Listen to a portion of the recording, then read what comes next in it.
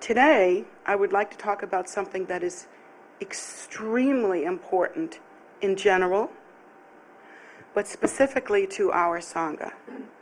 So let's see what we can do about keeping our ears open and our hearts open.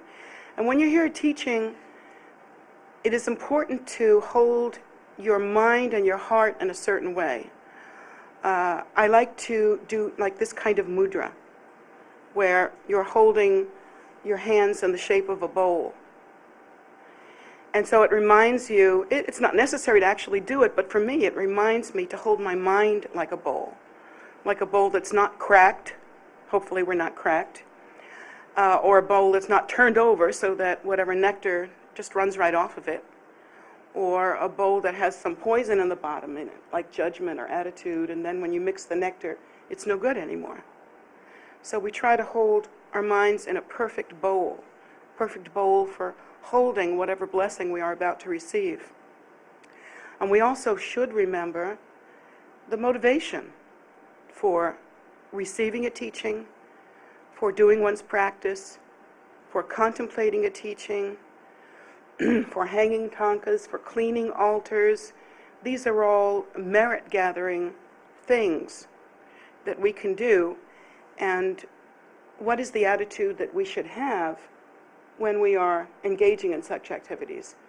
Well, the attitude that we should have is that we are doing this for the liberation and salvation of all sentient beings, for their benefit. Even in the case of a monk or a nun, wearing one's robes, doing practice or doing duties at the temple, if we lose the habit of doing these things for the liberation and salvation of all sentient beings, eventually those habits will dry up.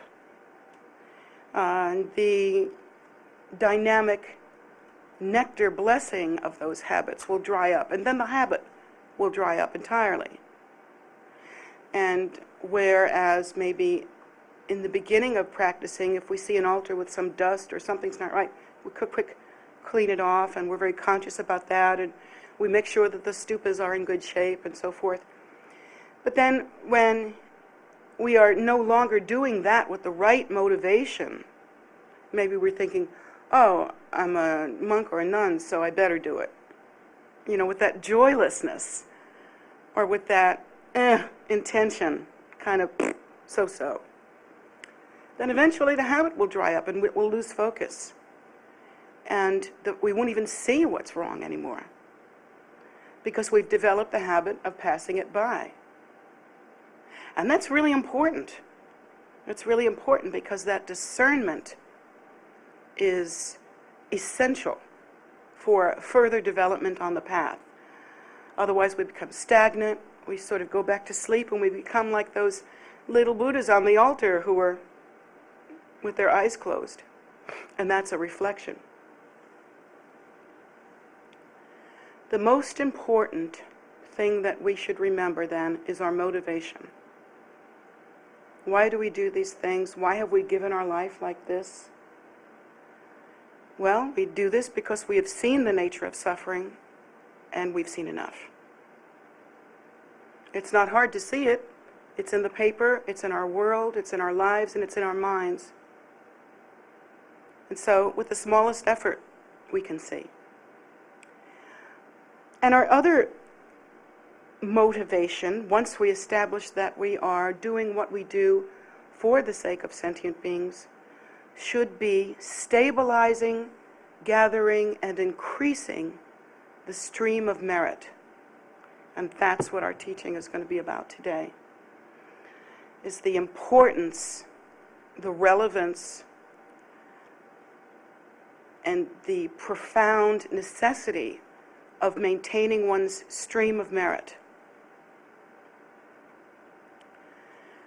Unfortunately, in our society, we are groomed to think that the most important thing is something material, like having a good house, or having a good job, or having a good marriage with proper people, or good stock or whatever, having a fabulous career, or different families guide their children in different ways, and some families don't guide their children at all. But generally we are taught that what is most important are the material things.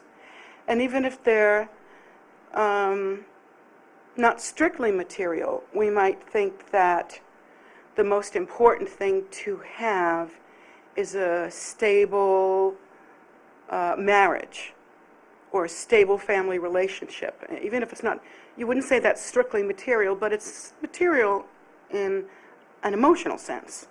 You have to have something. It's a thing that you must have. And so that's how we're trained. Our whole lives we are trained that really each life is another step of gathering something. But we're never taught, literally never taught in this culture, about how important it is to gather merit, or even what merit actually is. When we are taught about merit, the closest thing we come to in our society is whether we are good boys and girls or bad boys and girls. And for instance, in Western religion, we think, as children, we are taught that there's a book somewhere, and you get an X on the bad side and you get a check on the good side, and that someday it'll all get read. And then what? I don't know, somebody pops you on the head or throws you into a dungeon, I don't know what. But it's not my specialty, that kind of thinking. Although I see it everywhere and I recognize it when I see it. So, and that's how we think about the stream of merit. But actually, to strengthen and establish one's stream of merit actually has to do more with, how can I say this? Well, it has to do directly with the five senses. Coming and going, it has everything to do with our five senses, how we perceive the world, how we are able to move forward in the world.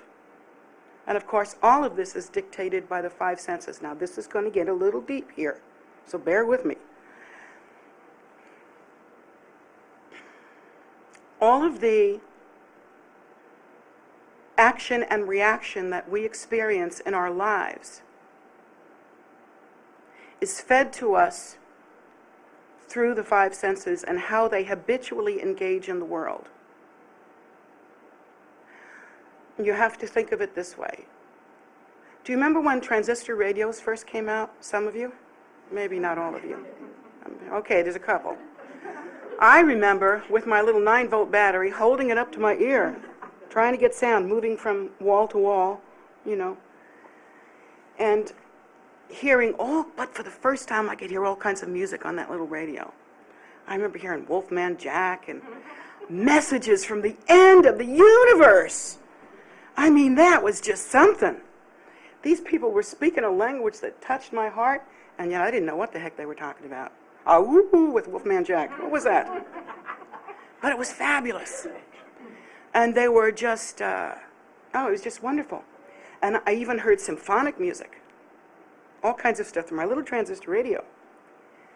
But then when I actually got older and I was able to afford music, then I actually heard what music actually sounded like. Of course, it was only vinyl, it was records, but I had records and a decent stereo, and that's another step in your life. Records and a decent stereo. Now it's CDs and a decent player, or your iPod, which I have graduated to.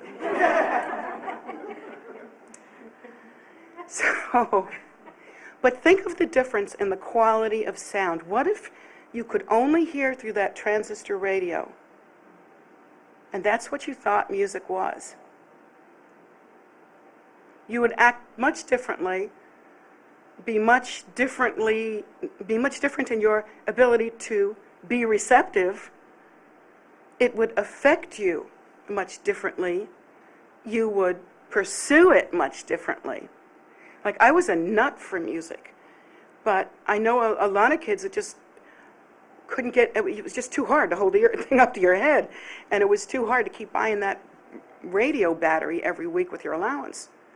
And so some kids caught on fire, I think, and some didn't. And thusly, as adults, some people really love music, and some people like music, or just don't think about it that much. So that's just, I think, an example. The transistor radio representing the tinniness of our own five senses.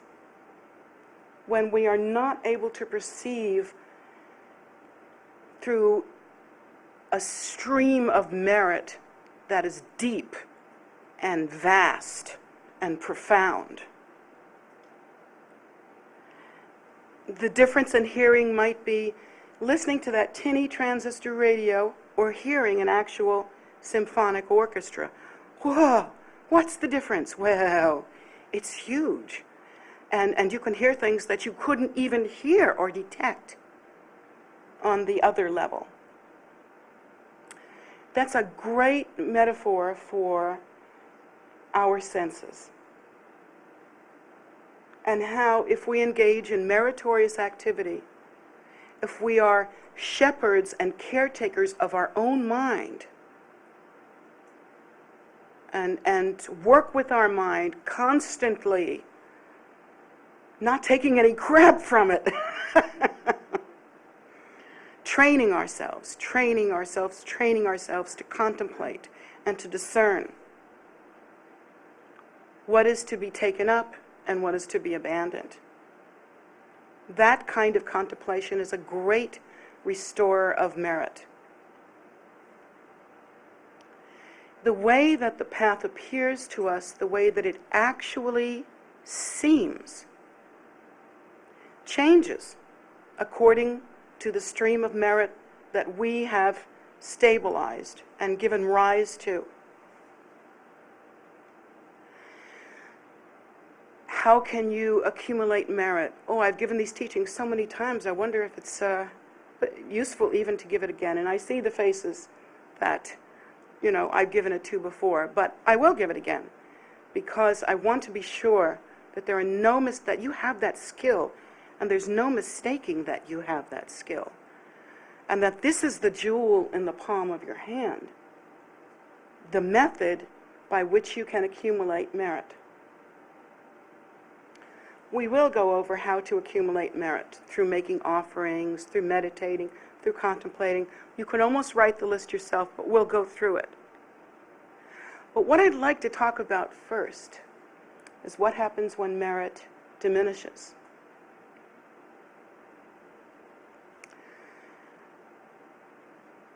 It's funny how we don't act as though we believe in cause and result. Because in fact we actually do, in some ways, but only when it suits us. For instance, we think, I know I'm going to live a long time because there's nothing wrong with me that would kill me right now. Well, I know that that's not the case. I know that each and every one of us, from the point of view of karma, when we give rise to the karma that allows us to be born in this life, at the same time, the karma is there for us to die in this life.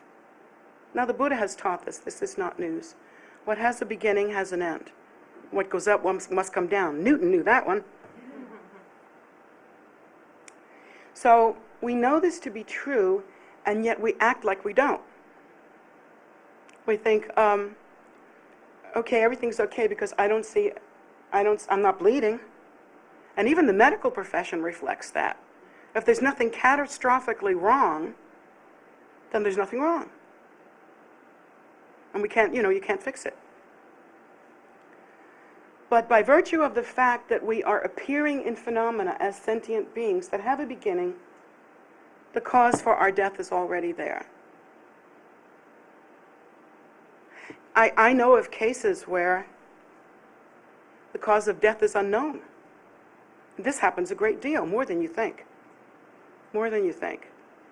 I mean, we have to put something on the death certificate, but in many cases, the cause is not known.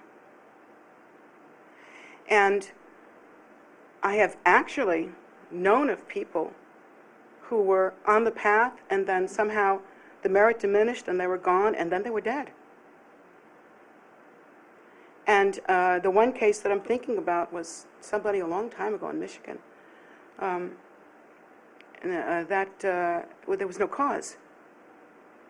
From what I understand, the woman was at the beach, and she suddenly said, "I don't understand what's happening," and then she died. So, and there was never a cause. They put something, but, you know, they have to write something down, but there was never a cause. And so that's a way for us to understand how immediate, how sudden it can seem when the merit to be alive in this form, on this path, suddenly ceases.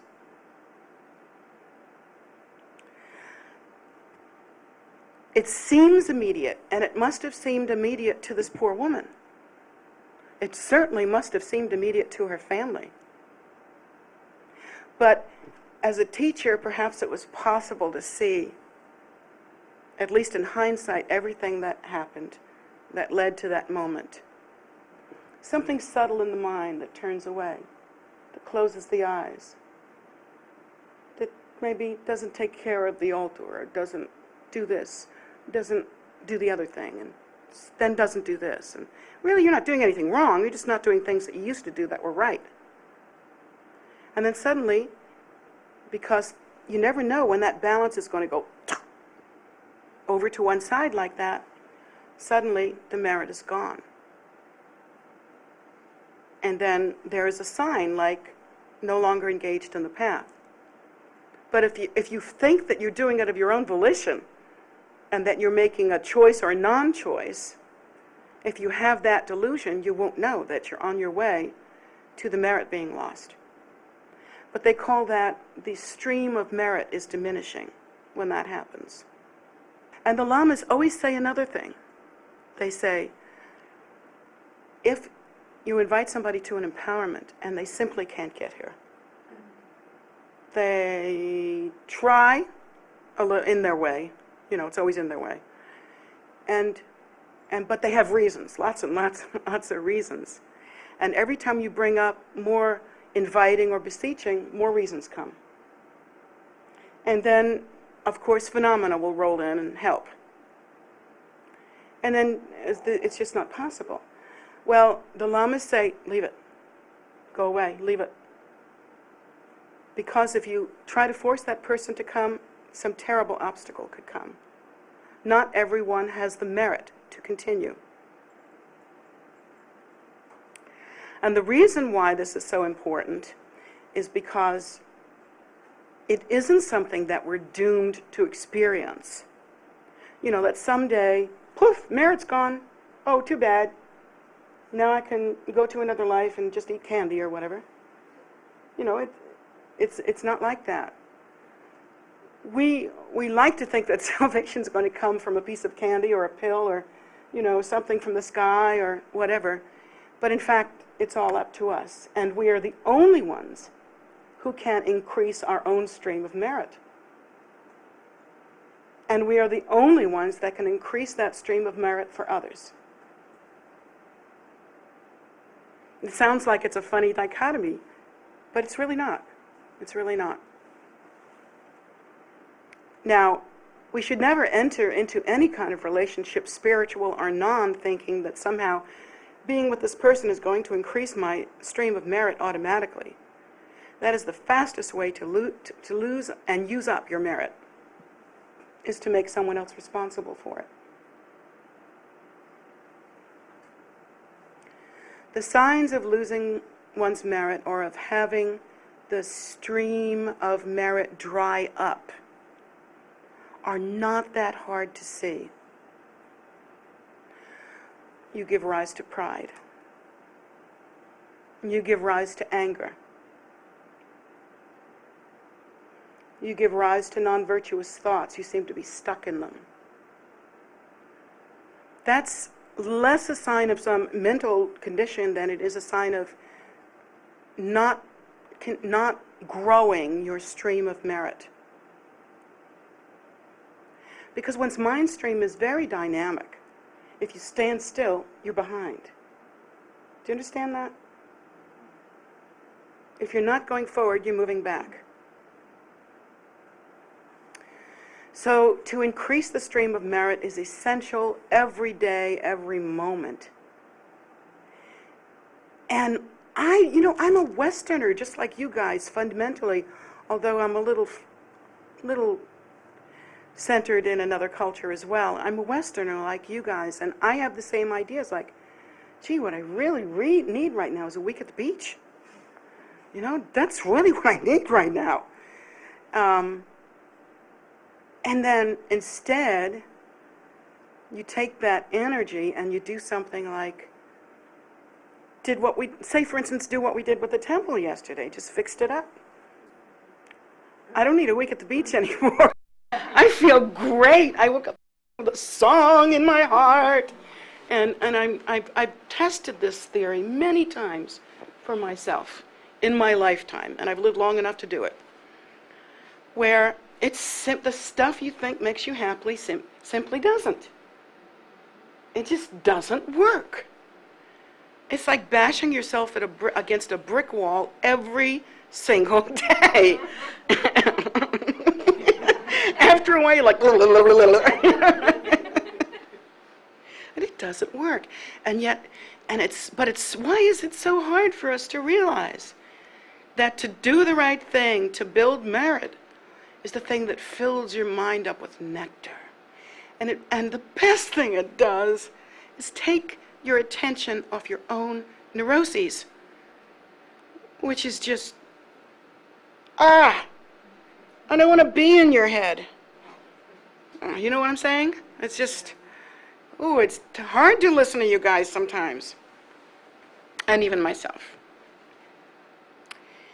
So, rather than thinking in the old way, maybe what I really need is what I always get for myself, more peace and quiet, that's what I need, or another TV, or, something. That's what I need. Maybe it's time to switch from that kind of old, non-productive, pointless, circular, bashing against the wall kind of thinking into something that actually works for you. Wouldn't that be something? Regarding the connection between the loss of the stream of merit and one's own death, that is the cause of one's own death. There is only one cause of death, whatever the appearance is. Could look like cancer, could look like heart attack, could look like anything. But there is one cause of death and one only, and that is that the stream of merit for this lifetime has dried up. That is the cause of death. Because when there is no merit, you literally cannot take another breath. And for those people that are put on some sort of breathing machine, those are the people that will not wake up. And it's because the stream of merit is gone. Now there are other things that happen as well. When the stream of merit is diminishing, our mind starts to go a little wobbly. And what happens is that we get into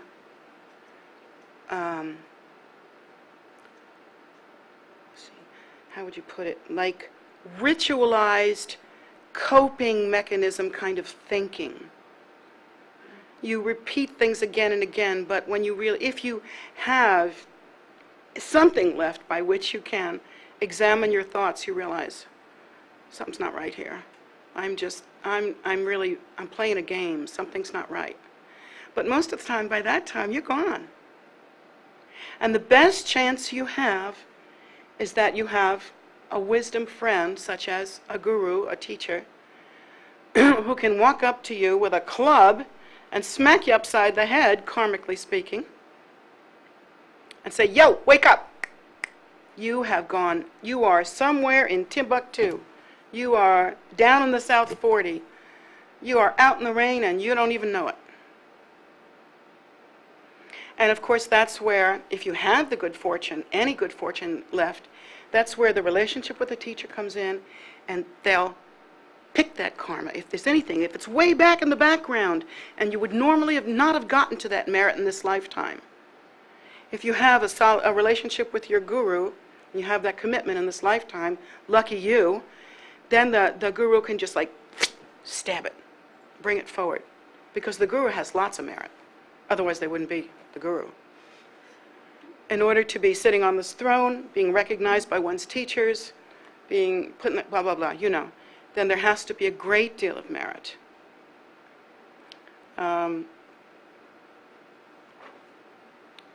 So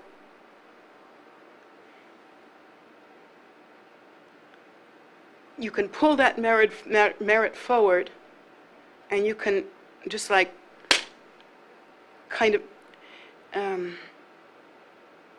suppress the non-virtue and bring forth a better stream, enough to plant a suggestion or to try to turn the tide or to say, no, go that way or go that way, you know, that kind of thing. If that happens, take the advice. You know, how can I say this? How can I jump off this throne and say it to you so clearly that you really, really get this? If that happens, take the advice. So it may be the last call. And so that is the great, amazing love between the guru and the disciple, the commitment, the life after life holding is based on that. You may not have even have done anything in this lifetime to deserve that, like it's come from way back in your karmic stream. But that's the blessing of having a teacher. And that's why nobody makes it on the path by themselves without a teacher. Because you don't know when you're drunk and stumbling out in samsara. You don't know. So when that call comes and you have been told to come back, you better listen quick, better listen honest, dedicate the merit immediately. The best thing you can do is make an offering in gratitude, a flower, a scarf, anything, and dedicate the merit to the liberation and salvation of all sentient beings. Why? Because even if you screw up after that and you say, you know, I don't think I want to listen to this, you've already dedicated the merit. And so it's in the bank. Can't spend it now, it's in the bank. And you have a little bit to work on. That's how fragile it is. It takes so much merit to be happy and to live a meaningful and profound and worthwhile life. And yet that's the only way to accumulate more merit, is to live a meaningful and profound and worthwhile life, accomplishing meritorious activities. When the merit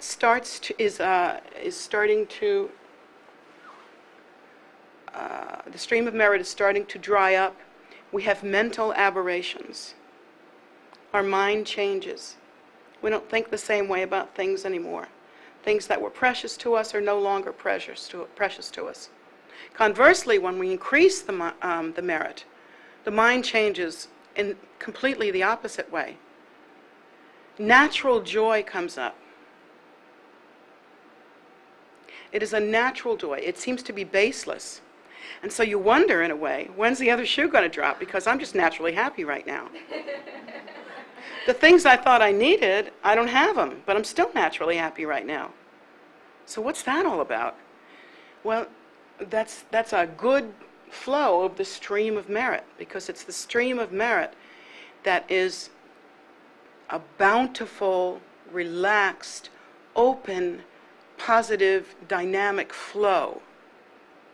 It's a big yes in your mind. And that's kind of what it feels like in one way. You feel like the door's open. You feel like you're flowing. It's happening. It's yes.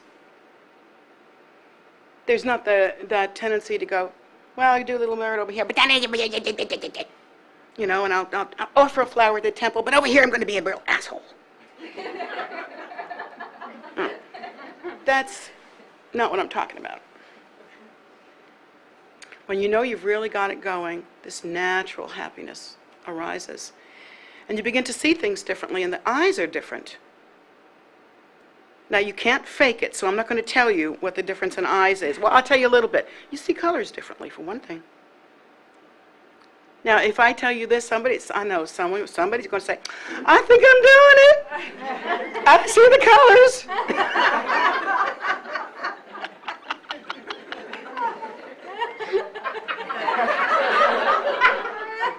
No.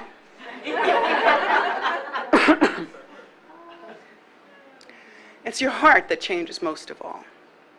When you have a loving and giving heart and you really want to help, you really want to be there, you feel like you've got something to give.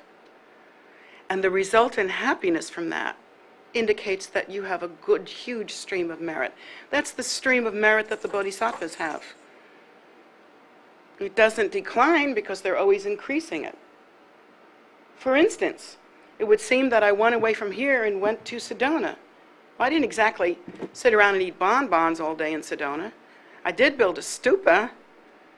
I did start 2 nonprofit organizations. We did a few things. We saved a lot of lives during Hurricane Katrina. It's that kind of activity that continues. Even that would be my off time in my life. And that's what we did. That is cool, don't you think? Isn't that something? Why is that? Because I'm so great? No, it's habit. Life after life of habit. My habit is to increase the stream of merit for the sake of sentient beings.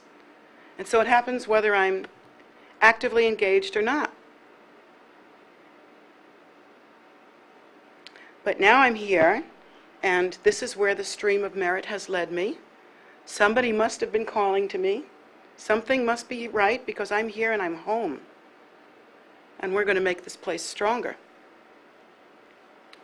So the one thing that I want to be sure, though, is that we never, ever, ever for a moment take that for granted. You must never say, oh good, my teacher's here, or the temple's built, or we have a stupa, or we did our duties for today, and say, now that's enough, we're good. Should never say that. But it's not like you stress yourself constantly and do it neurotically where you're saying, oh, I've got to get one more thing in today, otherwise I won't have a stream of merit. And we don't want you to go nuts either. That's not what I'm talking about. It's just that you look around, you think, I'm satisfied. This is good. Another door was opened today. Another yes in the world. Another sacred image. Today I did my practice. You know, I'm just, it's all good. And so that feeling of accomplishment, that feeling of benefiting someone, not that you yourself feel especially cozy and comfortable because here in your temple you did the things that you're used to doing, so it was a habitual day. Not like that. A day when your eyes are open, when you can discriminate, when you see what's to be taken up, what is beautiful and gorgeous and sacred, and you see what needs to be cleaned up, what is messy and nasty and dirty, and you're alive. That tells you that the stream of merit is flowing nicely. And I'm not talking about mania, people. Because that's the other extreme. That's when you are so out of it, and so not knowing that you're out of it, that you're just in a state of terrible delusion and confusion. I'm talking about something more genuine, more heartfelt, more true. You can look into the face of a person and see whether they have a good stream of merit going. You can see it in the mouth. You can see it in the eyes, most of all. You'll see it. There's something there that makes you want to get close to them. Makes you want to have a little bit. What is it? Can I just touch you? It's kind of like that.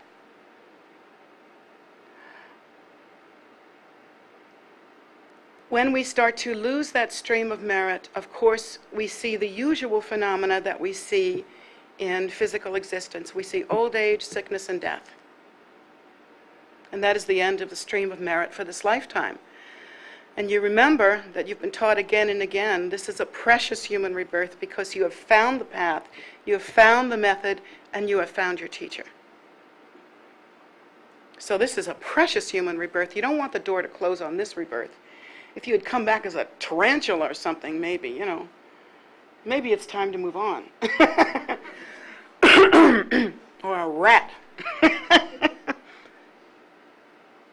So maybe it's time to move on. But when you have these precious things, you want this stream to remain as beautiful and as secure and as perfect as it can for as long as it can. And so your job, your only job in this lifetime, whatever else you have to do to keep food on the table, to keep a roof over your house, to help others, to keep things stable, that's just what you have to do. Your job in this lifetime is to increase your stream of merit. Can you give me a nod? Make sure, hold up a finger, anything. Increase your stream of merit every day. Every day. And these are joyful activities. To make an offering, to offer prostrations, to contemplate the teachings, to help others, to save a life. Every time you save a life, you lengthen the lifespan of yourself. Every time. Especially if you do it with wisdom and understanding by averting obstacles. And of course, Dr. Mary will tell us there's different levels of saving a life. You can do it by giving the right medicine. You can do it through human contact and through different kinds of therapy, or you can do it by averting the obstacles. Either way will work if there's any merit left to work with. So there are so many different ways to save a life. I feel like I'm in the business of saving lives, but I'm not a doctor or anything. I'm not even a very studied person, but I really work at this. You know, I try to take care of animals that are suffering. I try to alleviate their suffering. They are as important to me as they can be. They are sentient beings with the potential to be Buddha someday. Why wouldn't I care for them? They are sentient beings in the sense that they wish to be happy, just like me. Why wouldn't I care for them? And so, of course, I try to make them happy.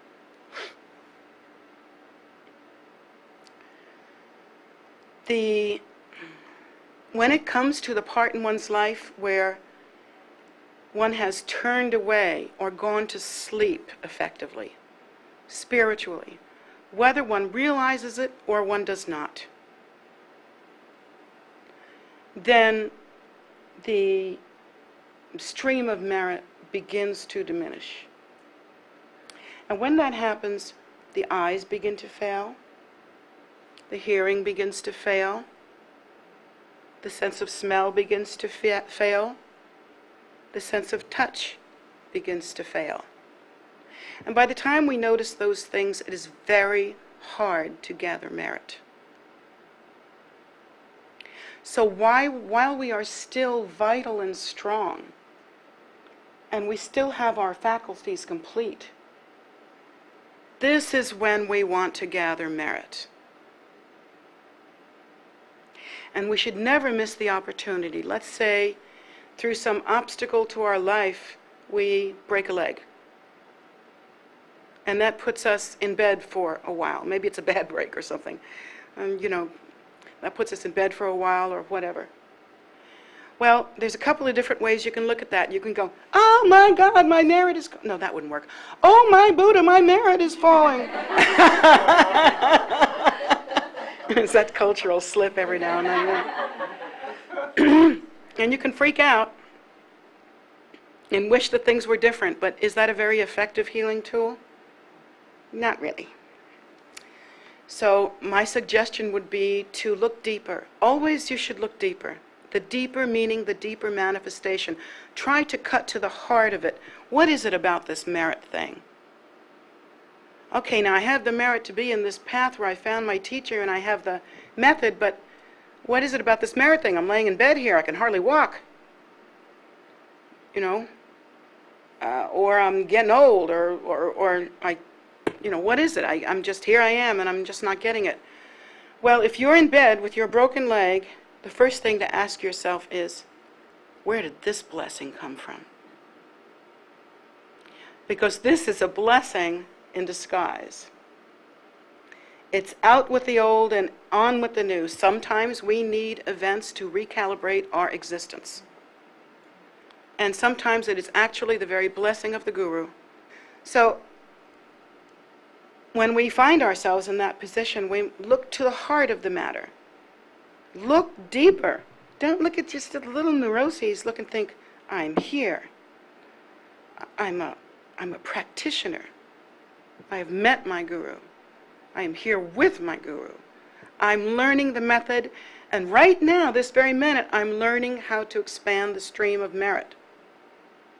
And I can't walk around and distract myself too much. This could be a blessing. So in that way, you're kind of looking at the deeper level of some outward manifestation, not judging it on its surface. You see what I'm saying? So you look at it and you say, wow, this is a great time for me to learn how to say some mantra. This is a great time for me to study some teachings.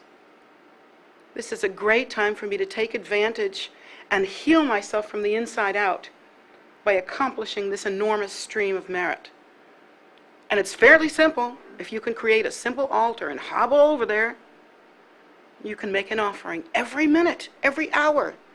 You can make mental offerings. I've developed the habit over years of whenever I see a beautiful scene, I notice that when we see beautiful scenes as ordinary people, it's like we're watching TV. We think, oh, snap that picture. I'm going to keep it in my heart forever. You know? Cut, print. It's mine. But instead you should think, this is so beautiful. I offer it as a crystal jeweled mandala to the Buddhas, the Bodhisattvas, the Gurus, and I offer it for the sake of the liberation and salvation of sentient beings. Number one, you'll really get to see how beautiful it is, because it reveals itself to you.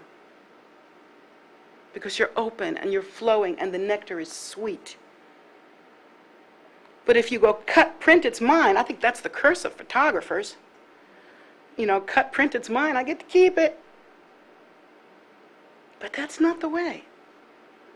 That stream of merit should always be increasing. And that is one method to do it. I'm not saying you should stop being a photographer. But I'm saying that to use that method of offering, to see phenomena as only that. What else is it? It's just phenomena. So to see phenomena as that, and to always remain mindful of one's own dynamic, quiescent nature, that which is invisible and yet utterly profound. To be in touch with that, to have your finger on that, kind of like just a light touch on the pulse. I know you, I remember you. Even if that's all you can say is, I know that nature, I remember that nature. That's okay. But to be mindful of increasing that stream of merit, that is the way. That's your job. That's your job on the path, how to spend your life. To go away and just kick around, you're hurting yourself. I can see that you all have hurt yourself. And I will smack you around for it. And why? Because I love you. Because I won't give up on you. I can see that there has been damage done, that some things are old and dusty and not right. But whatever I see, I'm going to try to change. And you must allow me that. If you are with me in any way, then you must allow me that, because it's my job. And so if I say to you, you're exactly wrong, you're delusional, you're crazy, and you've got to turn this around right now, please listen. Because you don't want to see the next stop on that train. We have to watch our stream of merit and protect it like it is our only treasure.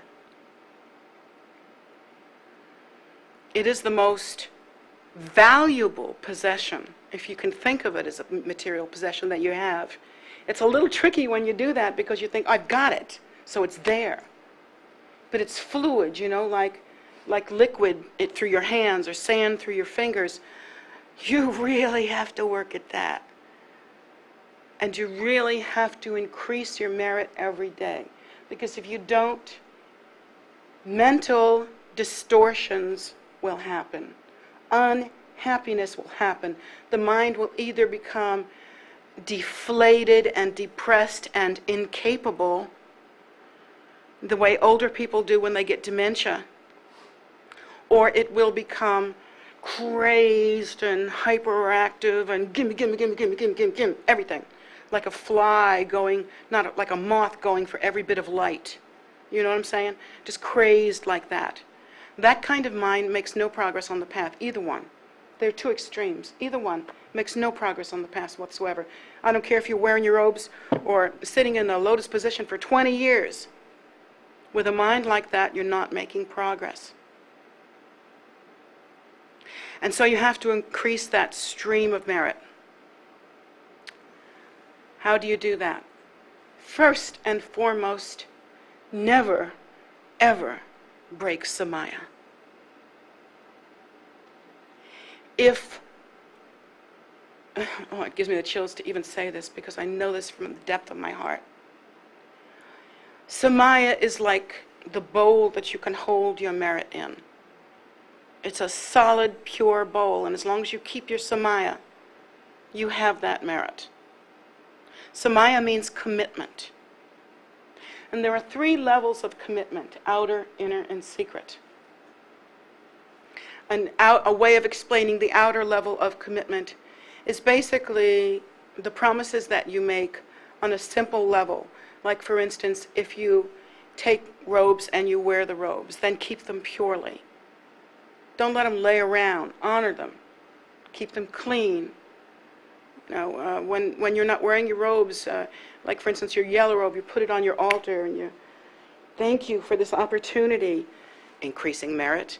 May I and all sentient beings, increasing merit, have that opportunity in every future life. Here, let me throw rice.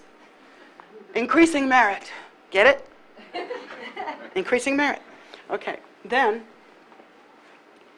that would be an outward way of doing it. And like, for instance, you promise that you're going to do a certain practice every day. You do that practice. Even if you only do the bare minimal Samaya, you do that practice. You do it every day. Because if you miss it, you miss a stream of blessings. You cut it. And you miss it. You were hungry. There was a beautiful meal coming to you. And you just put shit in your mouth instead.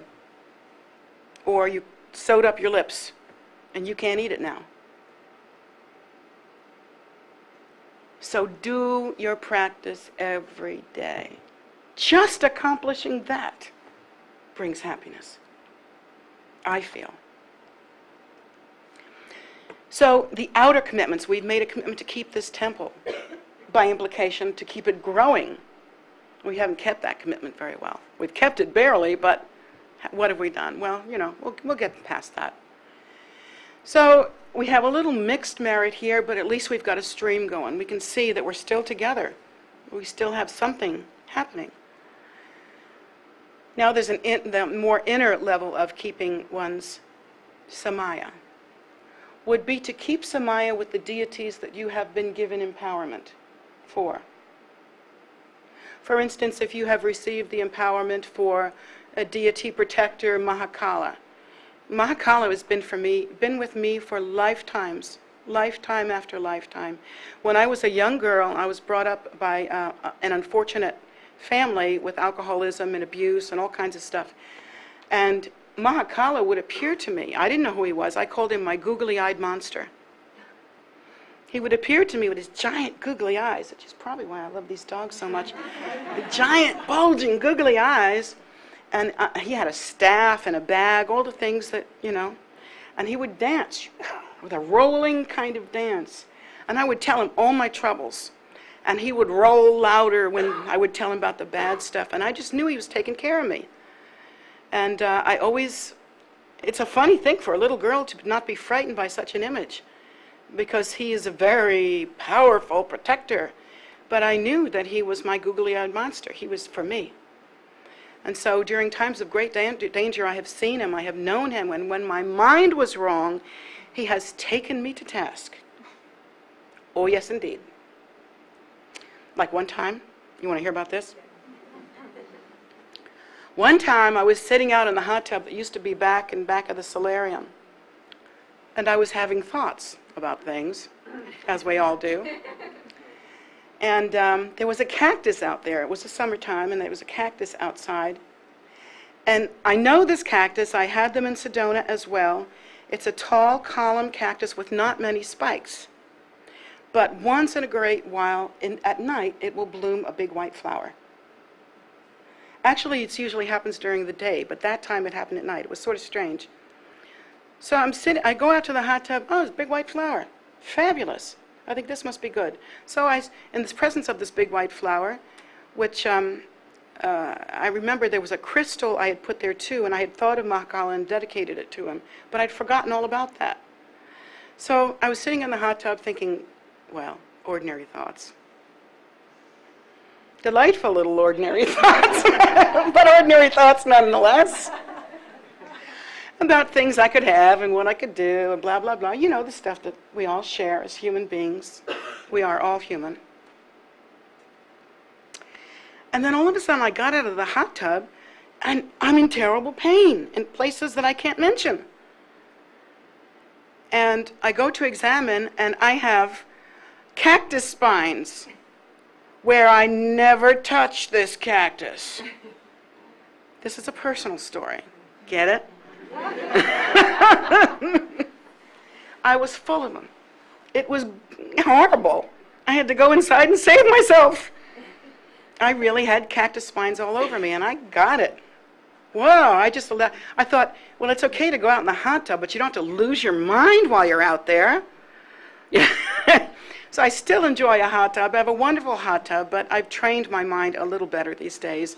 I'm older and wiser and not as stupid as I used to be. And I do watch my mind. I've trained my mind, and through teachings like that, I've been taught again and again and again that it's not that you can't have your own thoughts, and it's not that somebody's going to get you if you have your own thoughts. It's just that it was a wonderful way instant karma could show me cause and effect. You know, think like this, and there's just not a good result. And I just got it. I got it, and it was one of those things that makes you fall down to your knees and in gratitude. Thank you. Thank you. What did you just save me from? I have no idea, but I bet you did. I feel that. Blessing. That was a blessing. And so many times I've had blessings like that from, say, Mahakala. Why was I talking about Mahakala? Right. Oh, your guru deities. And then, so when you receive an empowerment from a deity, thank you. Gosh, continuity. When you receive an empowerment from a deity, that deity becomes personal to you. It's like more than a social introduction. You know, it's a very personal thing. And so that's an inner Samaya. You keep Samaya with that deity. You make an offering every day. And even if you can't, for instance, we've received, some of us, the Rinchen Terzad. How many deities in there? So many deities. We couldn't possibly keep Samaya commitment with every deity by doing one full mala of their mantra every single day. I mean, we would do nothing else. So what we do then is to keep Samaya with our main deity and a main protector. So that's how we manage that. We move to the understanding that all deities are the same. But then even when you do think of, say, Manjushri, or White Tara, or Green Tara, or Simar, or the other deities of whatever category, that you think these are heart friends of mine. These are in my heart. You know, you don't think I have them. You think they're in my heart. That is like an inner Samaya. But the most important Samaya that one keeps is twofold. It is the recognition and respect of one's root guru. Through everything and anything, whatever it looks like to you. That is the toughest Samaya. It is the deepest Samaya. And you must never abandon it or all is lost. The Samaya with one's teacher is the same as and not separate from the Samaya with one's own fundamental nature. Because to recognize one's root guru without deviation, to know that whatever that root guru looks like, whatever they're acting like, if they are on that throne and have been recognized and are authorized, and they are the ones that hooked me onto the path, that is my root guru. And that Samaya must be kept. And through that, Samaya to the other gurus that you have contact with. But it is through that root Samaya with one's root guru, which is the same as the root Samaya that you were born with your own nature. You see? That is the door of liberation. Literally, that Samaya is the very door of liberation. So if one's root guru becomes secondary, like you think, oh, I like that other guru better. If that's your thinking, you have lost the path. No matter what practice you are doing, you have lost the path.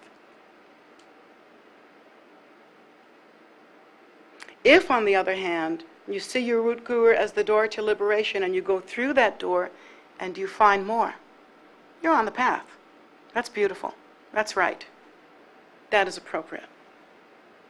Because the purpose of that door is for you to go through and find more. But if you have that door closed, then the Samaya is broken. It's very delicate. That Samaya with one's root guru is like a bubble. So delicate. It's like the wing of a butterfly, that if you touch it, it breaks. So delicate. That the best way to handle it is with your very breath. It's so delicate and so precious to you. How can something so delicate be so precious? Well, that's the way it is. And so one's root guru is the ultimate Samaya. Indistinguishable from the Samaya that we have taken on to wake up.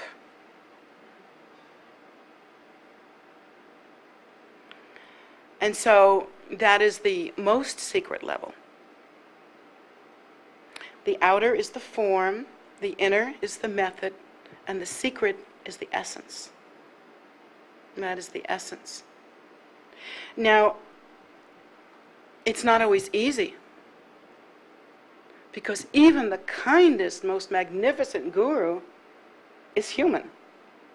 And they can pass wind, or, heaven forbid,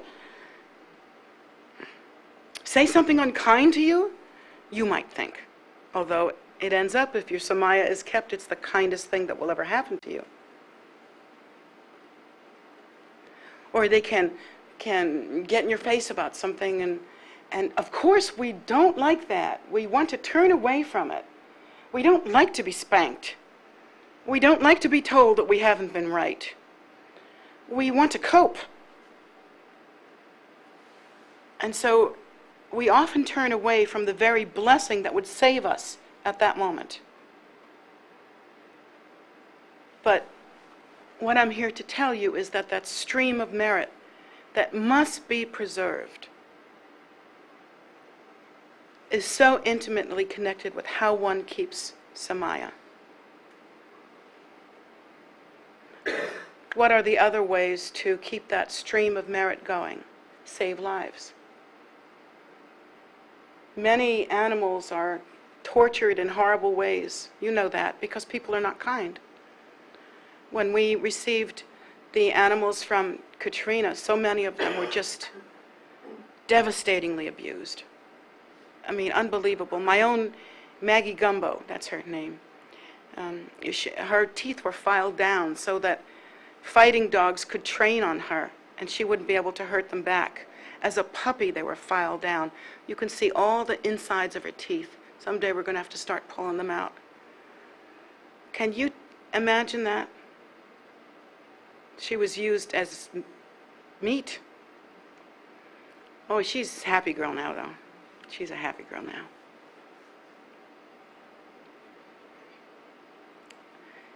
We can't imagine the kinds of suffering that animals live through. And why? Because they can't fight back, because they're afraid, or because we want to eat them or wear their fur or, wear their leather. It's unthinkable. So we have this opportunity as humans in this world to gather merit by kindness towards others. And by making offerings and dedicating that offering to those whose minds are so dark and closed that they can't make the offerings themselves. Maybe you offer a flower and just, I offer this for the sake of so-and-so, may she find his way to the path. That kind of thing. And most of all, may I never be separate for the path. May I return in some form that I can bring others who have not found the path to the path. May I myself do this, and this in every future lifetime. Prayers like that must be said every day. These are prayers that create the stream of merit, that make for a glorious life, and for future glory as well, for oneself and for sentient beings. May I be there for their sake in every future lifetime. May I be the tree under which they find shelter. May I be the bridge over which they cross. May I be the food that they eat. May I be whatever they need for the sake of sentient beings. And then make that offering with your full heart. That is increasing the stream of merit. To contemplate the teachings in such a way that they become deeply understandable to you. Not, I have to do my contemplation today, but to contemplate them in a way that one is thoughtful, the mind is juicier, You let your mind be moist and flexible with the sweet nectar of true contemplation. And to recite the prayers, even when your lips don't want to move, even when you're falling asleep in your chair, to still recite the prayers. Even when you're down on yourself because you're thinking, I'm doing a really crappy job at these prayers. Take happiness that you have done them at all. And be satisfied and be grateful and commit to doing them better next. But keep that Samaya, because I promise you, even if you don't do the prayers as beautifully as you'd like to, you've done them. And that's something. Never let your lineage down. Never let your teacher down. If you make a promise, keep it. Don't learn the hard way how painful that can be. Because you were born to your family, and we know it's a mixed bag. I certainly know, I've had that experience. I have been fortunate to have a beautiful family that I've gathered around me, but my original family was not all that great shakes. So different people have different experiences, but I have come to understand that the true family is the Dharma family. There is no doubt that our goals are the same. There is no doubt that we have the same Father. And indeed, our Father is none other than His Holiness Penna Rinpoche, Guru Rinpoche himself. And who is our mother? She is Tara, she is Mandarava. So we are a family. And His Holiness never misses the opportunity to remind me, whenever he thinks about, events in my life, whenever I've told him things, he always says, never forget that Payul is your family. Life after life, Payul is your family. And for that, on this day, in this year, in this life, I can only swear to you that I am so grateful. So grateful. And I will do anything for this holy family, And I will do anything for you so long as you stay within this family and stay on the road with me and continue to gather merit for the sake of sentient beings. Through practicing, through praying, through offering, through saving lives, through teaching if you are able, or through gathering knowledge and contemplating it till one gets to the point that one can teach. Otherwise, life is a waste of time, and you're just out there. Over the past couple of years, haven't you noticed that a lot of people are kind of just out there? And it's not a judgment thing. Kind of just lost. Kind of just not finding their way home. And we know that the world at large is on a terrible path. I mean, there is war in the four directions, everywhere. The causes for World War III have already been done. When you want to call it World War III is up to you. The suffering that has been caused. And even we used to be the good guys. We would never start a war before. Now we've started one and many deaths have occurred. And there is more and more suffering. Now we know that this is the time that the gurus have talked about. This is the time of terrible darkness. And there is much to do on every level, outer, inner, and secret. Outwardly, we should vote. we should speak up. Open our eyes. Take part in this world we're living on and increase our stream of merit while we do it. Inwardly, we should pay attention and be willing to grapple with the idea that things aren't going perfectly, and we'd like to learn this before we just drop dead so that we can help. And most especially on the most subtle level, now is the time to pray for the liberation and salvation of all sentient beings, and for the end of war, for the end of suffering, for the end of it all. Now is the time to pray and to reach out in whatever method you have. You know, teaching isn't getting it fast enough, so I'm going to try singing. I'm going to try everything. I'm going to take up drumming. I don't care. It doesn't matter. I'll find a way. And you should have that same idea with me. That's our job. That's what we're going to do. We're not going to give up until we can make a difference and to make this world a better place. Now's the time to pray, to stick together, to look at each other and say, we are Vajra brothers and sisters and we're still here, and that matters. Let's make a pact today to let every day count, no matter if it's a good day or a bad day, if we get stuff, we don't get stuff, we're sick, we're well, it doesn't matter. This very day, every day, we will increase the stream of merit and offer that bounty, that nectar, to the end of suffering.